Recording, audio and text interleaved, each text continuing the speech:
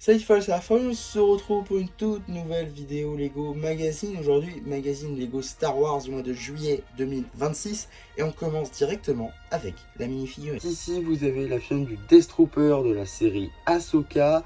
Une figurine qui n'est pas exclusive à ce magazine, effectivement. On la retrouve déjà dans le Battle Pack des Night Troopers sorti en juin 2024.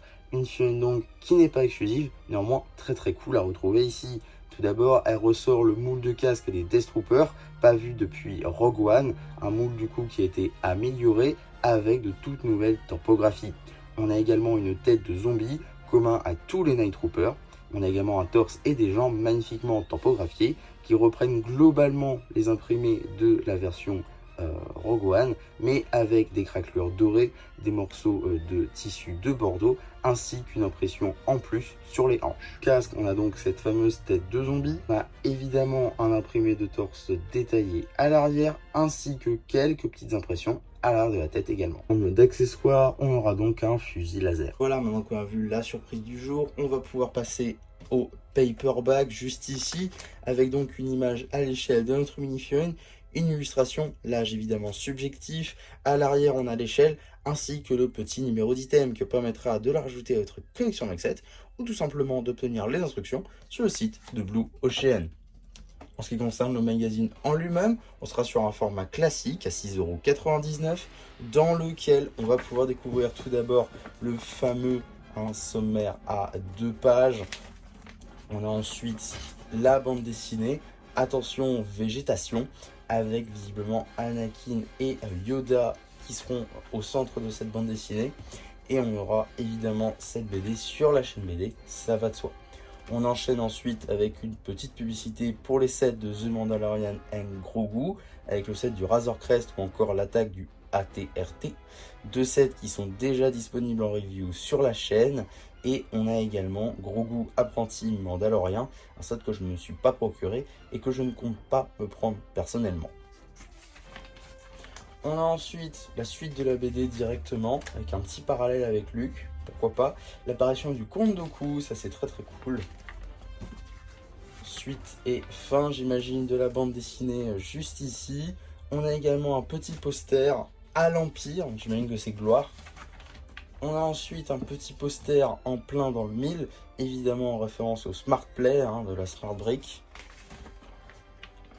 Et voilà, longue vie à l'Empire avec du coup les Zombie Troopers, les Death Troopers, les Night Troopers de la série Ahsoka. On a ensuite une page dédiée à l'abonnement, l'abonnement Padawan, 11 numéros plus 2 offerts pour 76,50 €. À voir pour chacun si c'est intéressant. Maintenant, rappelez-vous, si vous faites du contenu sur les magazines, comme moi par exemple, je ne vous le conseille absolument pas, car vous pouvez le retrouver après une semaine dans votre boîte aux lettres. Donc autant aller en magasin pour aller se le procurer. Maintenant, si effectivement vous êtes loin des magasins, que vous ne pouvez pas vous déplacer, oui, l'abonnement peut être intéressant. On a ensuite une double page dédiée encore une fois à la Smart Brick, qui est grandement mise en avant. Et on a ensuite un jeu avec Luke sur Hot qui est coincé donc par les fluides. Et on a aussi un petit jeu cette fois-ci avec des briques. Donc il vous faudra des briques Lego pour ce jeu-là. Donc ça c'est plutôt intéressant. On a surtout ça dans Minecraft, pas trop dans le magazine Star Wars. On a ensuite une double page jeu, encore une fois, entre Anakin et Ahsoka, ce qui est plutôt cool. Il faut visiblement jouer avec les fréquences. Et on a ensuite donc un petit jeu sur le thème du Night Trooper, ainsi qu'une petite BD, patrouille de nuit, entre les Death Troopers, du coup, de la série Ahsoka. Donc ça, c'est quand même plutôt cool, je trouve. Donc petite bande dessinée. On a ensuite une petite page info sur Thrawn, le grand amiral Thrawn, une figurine du coup disponible dans la bataille de Peridea. C'est très cool et un personnage très cool également. On a ensuite la page dédiée au courrier, donc voilà les collections ou encore des dessins des fans du magazine Lego Star Wars. Avant de passer au prochain numéro, on va très rapidement parler des publicités, en commençant tout d'abord par une publicité pour le magazine Lego Minecraft, que je ne me suis pas encore procuré, mais qui sortira incessamment sous peu sur la chaîne, vous vous en doutez.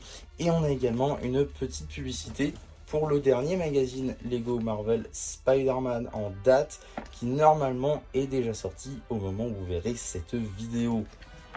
En tout cas, qu'est-ce qu'on a dans le prochain magazine Lego Star Wars? Eh bien, attention, hein, mais fallait bien s'y attendre, au moins une fois dans l'année. On va avoir du coup un vaisseau, on va avoir un build, on va avoir le Gunship ici dans sa version rouge, donc des gardes de Coruscant, qui avait déjà eu une version playset il n'y a pas très longtemps. Et donc là on a la version du magazine. Bon, 59 pièces dans un magazine ça reste cool, mais on aurait tous préféré une figurine évidemment.